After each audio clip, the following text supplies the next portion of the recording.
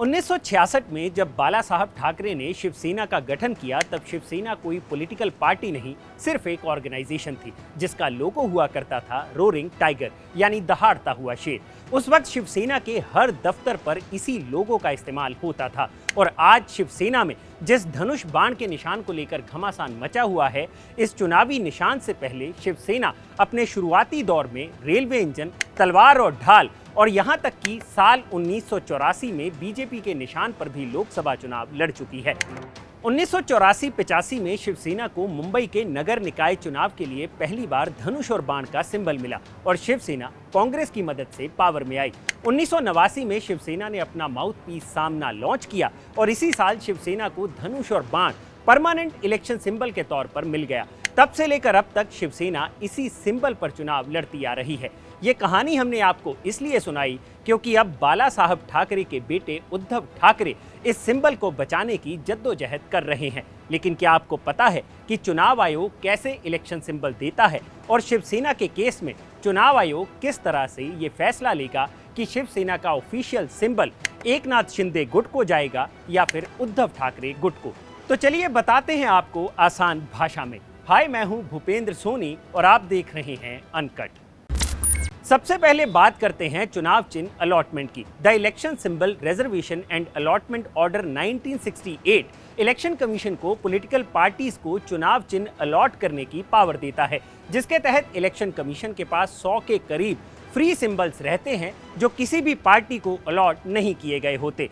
इन symbols में से किसी भी नए दल को चुनाव चिन्ह दिया जाता है। हालांकि कोई दल अगर अपना चुनाव चिन्ह खुद इलेक्शन कमीशन को देता है और अगर वो किसी भी पार्टी का चुनाव चिन्ह नहीं है तो वो सिंबल भी उस पार्टी को अलॉट किया जा सकता है।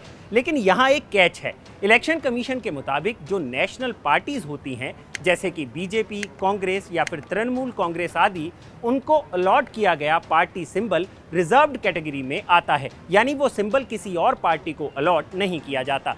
इसके अलावा जो स्टेट पार्टीज होती हैं उनका सिंबल दूसरी स्टेट में किसी दूसरी पार्टी को दिया जा सकता है, जैसे कि महाराष्ट्र में शिवसेना और झारखंड में झारखंड मुक्ति मोर्चा, दोनों का ही सिंबल धनुष और बाण है। ये भी जान लीजिए कि इलेक्शन कमीशन ऑफ इंडिया ने एनिमल राइट्स एक्टिविस्ट के विरोध के बाद एनिमल्स की फोटो वाला चुनावी चिन्ह देना बंद कर दिया है, क्योंकि पहले पार्टियों को जिस जानवर का सिंबल दिया जाता था वो रैलियों में उन जानवरों की परेड करवाने लग जाती थी, जो गलत था। अब आते हैं अपने अगले सवाल पर कि शिवसेना के सिंबल को लेकर मचे घमासान में इलेक्शन कमीशन के पास क्या क्या पावर्स हैं। The election symbols reservation and allotment order 1968 के पैरा 15 के मुताबिक जब भी किसी पॉलिटिकल पार्टी में अपने सिंबल को लेकर तकरार होता है तो ईसीआई पहले इस पूरे मामले की जांच करता है। इसके बाद रूल ऑफ मेजॉरिटी के आधार पर फैसला लिया जाता है, यानी किस दावेदार के पास चुने हुए प्रतिनिधि ज्यादा हैं और किसका संगठन के भीतर ज्यादा दबदबा है। सबसे पहले चुनाव आयोग देखता है कि किसके पास कितने सांसद और विधायकों का समर्थन है और पार्टी के किस धड़े का दबदबा ज्यादा है। जिसके पास समर्थन ज्यादा होगा उसे इलेक्शन सिंबल अलॉट कर दिया जाता है। अगर दोनों धड़ों के पास समर्थन सेम है तो ऐसे में चुनाव आयोग सिंबल को सीज कर सकता है, और अगर ये विवाद जल्द नहीं सुलझता है और ऐसे में चुनाव आ जाते हैं तो चुनाव आयोग दोनों दलों को किसी और टेम्परेरी सिंबल पर चुनाव लड़ने के लिए कह सकता है। अब अगला सवाल ये उठता है कि ऐसे विवाद में पार्टी की संपत्तियां किसको मिलेंगी। इसका जवाब सीधा है, जिस गुट को election commission of India party symbol देगा उसी के पास संपत्तियां भी जाएंगी।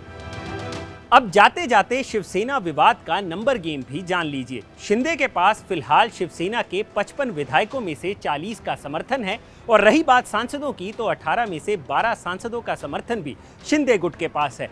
और वहीं संगठन की बात करें तो नगर पालिकाओं के ज्यादातर कॉरपोरेटर्स का समर्थन भी शिंदे गुट को मिला हुआ है।